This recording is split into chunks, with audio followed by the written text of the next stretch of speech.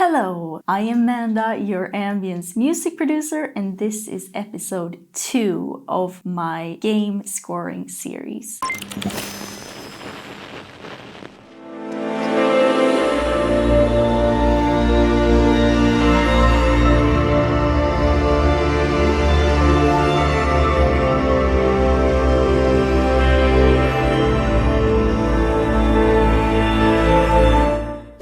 The first episode, I introduced this new series, which is all about games, like producing music for games, scoring games.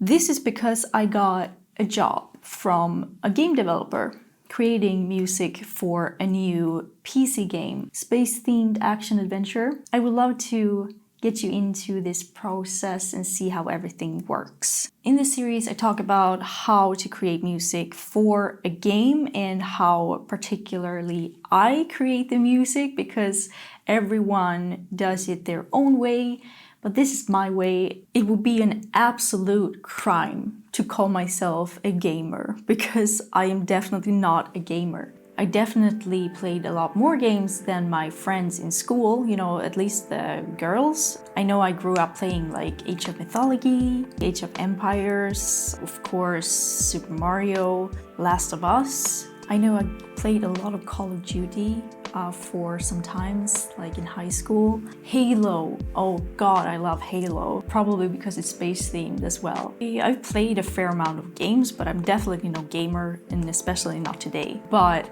I am all for the gaming industry, like the music, the art that goes into creating games is just mind-blowing. And not to talk about the industry itself, it's so huge, it's so freaking huge, and especially in Sweden. Of course, I am open to game developers across the world through my YouTube channel as well. So if you have a serious inquiry, tap into my website. It's linked down below, and yeah, send your inquiry and we can see how we can collaborate together. Now over to the creative process. There's this thing in games. We can't possibly know how long we're gonna spend on each section of the game, which means that I can't just make a cool song, like 3 minutes of coolness and epicness. Like, you can't do that when producing for a game, because one thing is triggering another, that triggers the third thing and the fourth thing. Like, one way to overcome this little issue is to create in a way that I am very familiar with, which is creating loops. By creating loops, it's very easy for the developer to choose how long this song is going to play.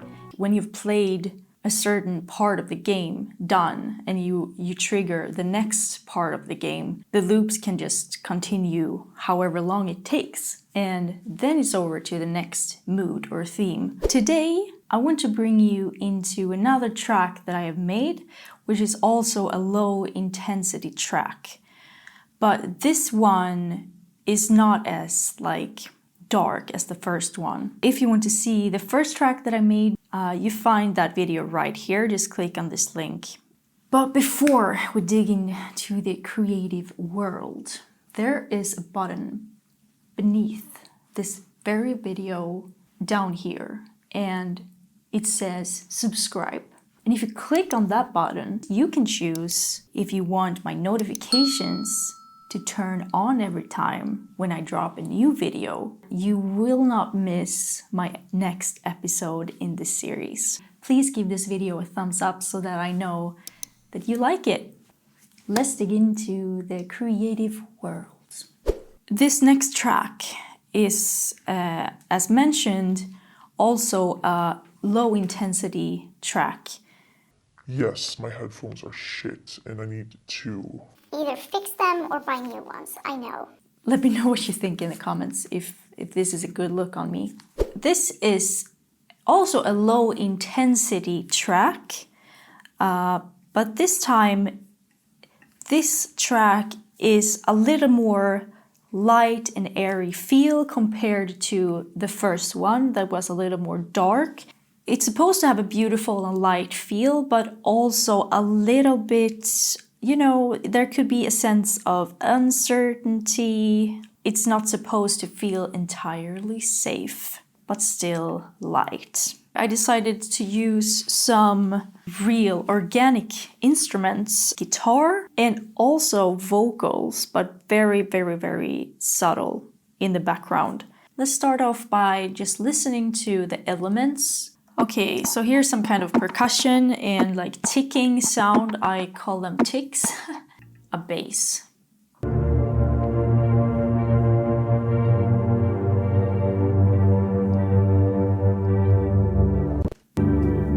Yeah, so this is creating these textures that are, it's not entirely safe, but it's still pretty light together with the other elements. We have a synth here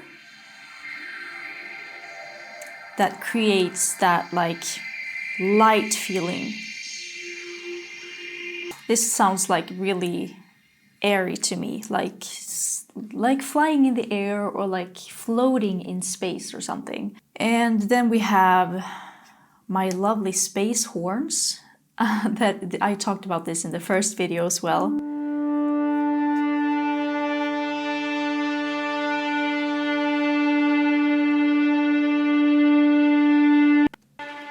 Oh, hello CPU power running out. This is also pigments. I talked about pigments in the first video. It's one of my favorites. This is actually the same sound as in the first track, creating the illusion of a French horn almost, turning into harmonies.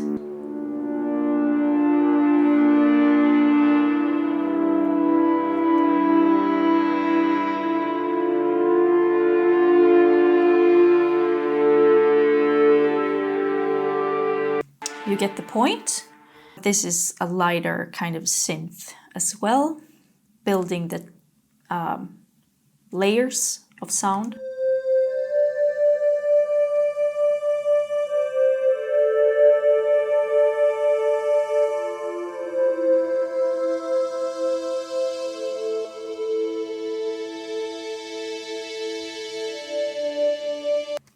Yeah, and then we got the alien scratch.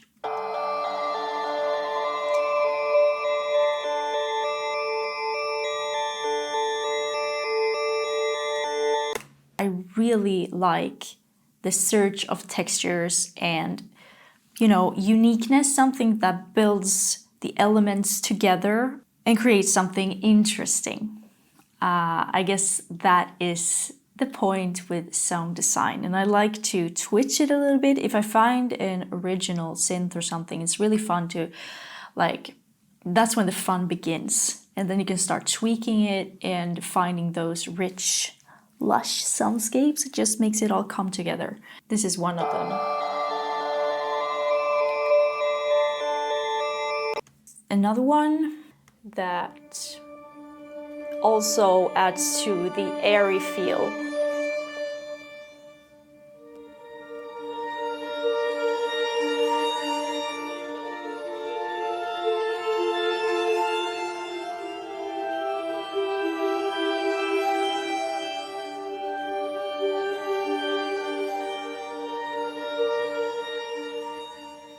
Nice, it's pretty like granular, and this is coming from labs. Like, I use pigments a lot, but this is Spitfire Audio Labs, and it has absolutely amazing sound libraries. This has to be my best number one advice. Let me zoom in. Spitfire Audio has free, listen to me, free sound libraries that you can use like this. This is not a collab. I just really, really love them. Piano, drums, synth, woodwind, strings, violin, cello, experimental, warp, you name it, and there are so many libraries that you can download on their website. Strongly recommend that.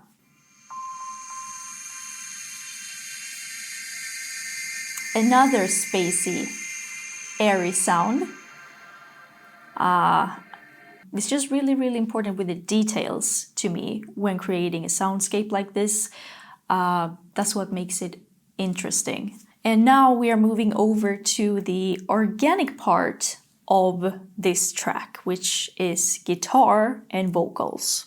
You guys know that I like my ambient guitar stuff. You know that by now. Obviously this had to go in this track because it's an airy and beautiful track that needs ambience. So a guitar is a great tool to create that illusion.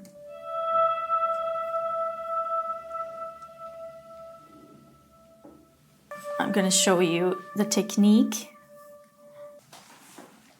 This is made by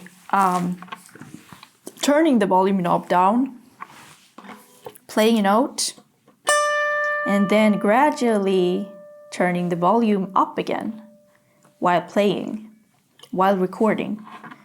So like you play, turn the volume up slowly, and then turn it down.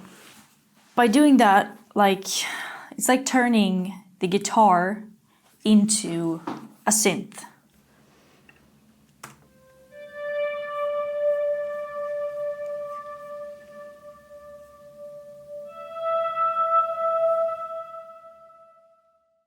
Except from that, I decided to add another layer with guitar left and right that sounds like this.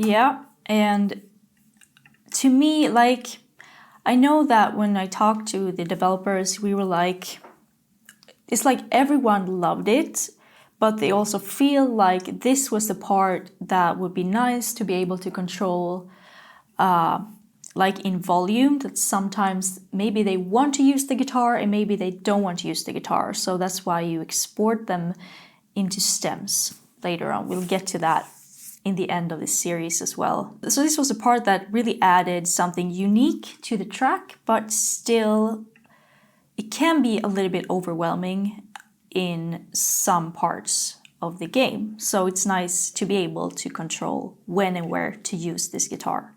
And the same goes with this part. This is not like, this will be an option for the developer to use if they want to.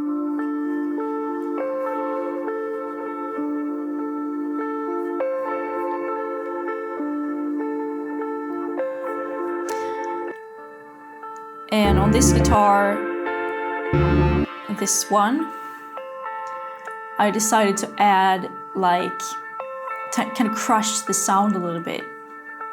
So you get like this vibe from the original, very soft and blurry. And now you get that like crushed, broken sound. And that's on purpose. Okay. And we also have, remember, some vocals. That's the last part, last elements of this track. This is actually my vocals that are reversed and added a lot of reverb onto. And then you get these really cool fade-ins. And they sound like this.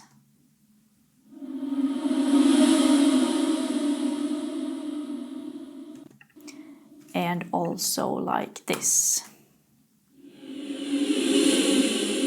And together,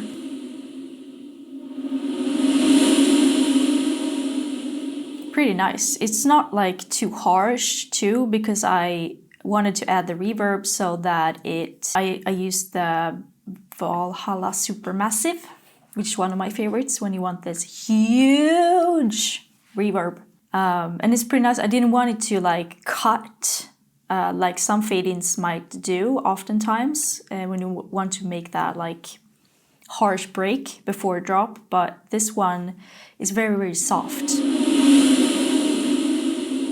It just like disappears into the chorus or whatever this is. That's what that sounds like. And also I added the same technique also with my vocals.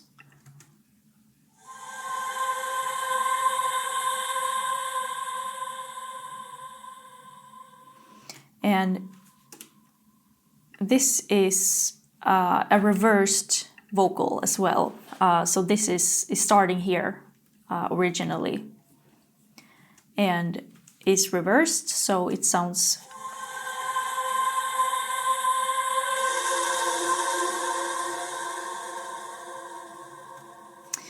it's a pretty cool way to add something organic, but still not too much. It's not supposed to be a pop track, remember? This is just background music, but this really adds something that the ear can recognize as organic. Like you can't make it up. You just can't. And that is it, my friends. And all together we have something that is airy, that is light, but it's also dark and moody and like not entirely safe. We should maybe listen to the whole track and see what you think. Are you ready, my friends?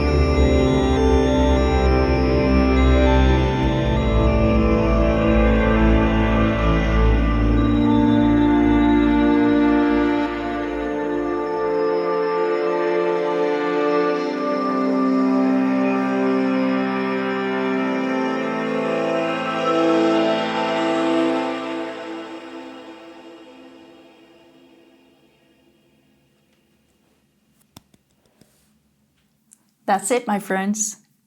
That was that. Now, please let me know in the comment section what you think of this track. Let me know what it reminds you of. A movie or a feeling or a game that you've played or a person. I don't know. It would be nice to share this and discuss this in the comments section. I really enjoy making these videos. It feels like I come a lot closer to you. It feels really nice to share with you. No, my light died. I guess that's okay. Those things happen. Subscribe to my channel and hit that notification bell because there will be more episodes in this game scoring series. Don't forget to check out my other videos that you find here and subscribe to my channel here. Thanks for being here and supporting my work. I'll see you in the next one.